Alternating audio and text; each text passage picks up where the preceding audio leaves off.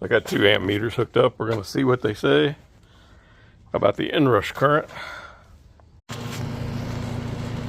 So we measured the inrush current when the compressor starts up.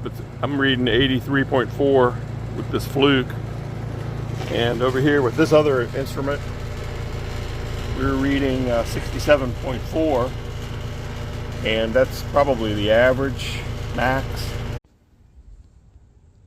So we've installed the Easy Start. This is the 3rd start, and we're looking at the maximum.